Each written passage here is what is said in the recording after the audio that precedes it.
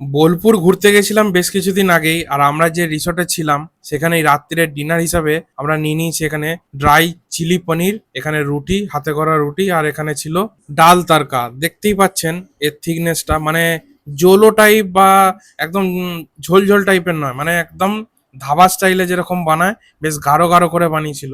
অনেক জায়গাতেই দেখি যে তরকা একটুখানি পাতলা করে দেয় ডালের মতো, কিন্তু ওটা ঠিক তরকা ঠিক মানায় না। আমরা প্লেন তরকা নিয়েছিলাম কারণ ভেজ খেয়েছিলাম।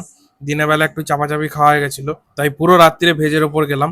আর এদিকে একদম ড্রাই ড্রাই করে যে চিলি পনিরটা বানিয়েছে, দেখেই লোভনীয় লাগছে। আপনাদের কেমন লাগছে একটু বলুন তো কমেন্ট করে।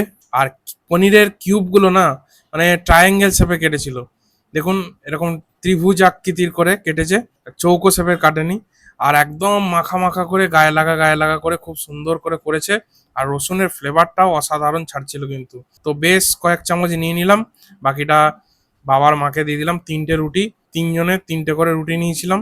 হাতে করা রুটি, বেশ বড় সাইজেরই ছিল রুটিগুলো। প্রথমে চলুন একটু ডাল তরকাটা দিয়ে খাই। বেশ ভালো করে ফ্রাই করে করেছিল, দেখুন টমেটো, ধনেপাতা, আহ রসুনের ফ্লেভারও ছিল, আদা কুচি। বেশ খুব সুন্দর করেছিল ডাল তরকাটা, একদম ধাবা স্টাইলে যেরকম হয় সেরকমই। বাট এটাতে যদি বাটার বা ডিম দেওয়া হতো সেটা আরো বেটার লাগে, আপনারাও জানেন। তো চলুন এবার একটু ক্যাপসিকাম, পেঁয়াজ, একটুখানি পনিরের কিউব নিয়ে এটা একটু খেয়ে দেখি কেমন করেছে। দেখতে তো বেশ ভালোই লাগছিল, রং চঙে করেছে। খাবার ফুড কালার তো একটু দিয়েছেই, নাহলে এত রং কি করে হবে বলুন।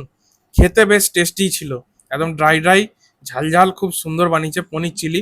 পনির চিলি আমার অতটা ফেভারিট না, বাট ভেজ আইটেম যেহেতু খাচ্ছিলাম সেহেতু আমি আজকে রাত্রে এই দুটোর ওপর দিয়ে গেলাম। দারুণ করেছে কিন্তু পনির চিলিটা। মা বাবাকে দুজনকেই জিজ্ঞাসা করলাম, তো খুব ভালোই করেছে দেখলাম। পনিরটা দেখুন কতটা সফট, একদম নরম তুলতুলে পনির। আর এরকম বড় বড় শেপই দিয়েছিল।